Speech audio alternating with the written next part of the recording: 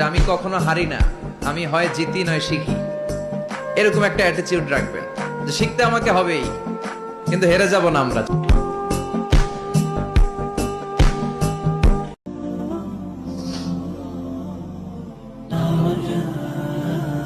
আল্লাহ তাআলা যদি দয়া করে আমাদেরকে মাফ না করে, আমাদের বাঁচার কোনো উপায় নাই।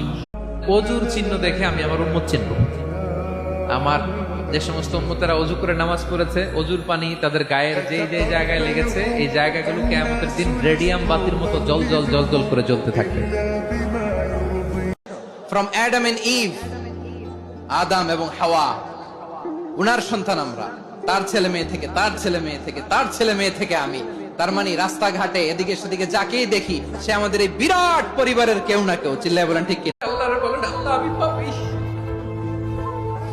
আল্লাহ আমার যে বড় পাপী এই দুনিয়াতে কেউ নাই। আমরা বলবো, আল্লাহ তুমি প্রশ্ন করার আগে তোমার একটা কথা বলি, আমারে কিছু জিজ্ঞেস করো না, আমি সব করেছি। শাহরু রমাদান আল্লাযী উনজিলা ফীহিল কুরআন হুদাল লিন-নাস ওয়া বায়িনাতিন মিনাল হুদা ওয়াল ফুরকান।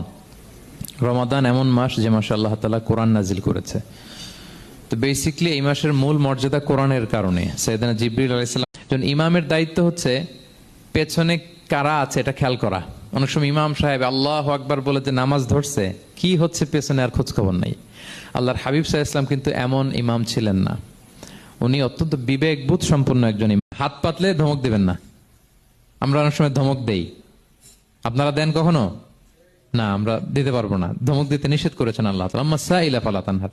যদি না থাকে বুঝিয়ে বলেন যে এখন পারতেছি না, কিন্তু ধমক দিবেন না কখনো।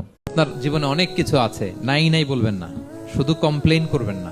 অনেকে দেখবেন শুধু অভিযোগ, এটা নাই ওইটা নাই, এই পাইলাম না, ওর আছে এটা, ওর, আমার সাথে কেন এমন হয়, আমার সাথে শুধু আমার সমস্যা। এগুলো যারা বলে তাদেরকে আল্লাহ নেয়ামত আরো ছিনিয়ে নেয়। নবীর কথা শুনলে মানুষ বুকে আশা ফিরে পায়। আমার নবী কাউকে হতাশ করেন না। হতাশা বিশ্বনবীর ডিকশনারিতে নাই। তিনি মানুষকে আশাবাদী করে তোলেন।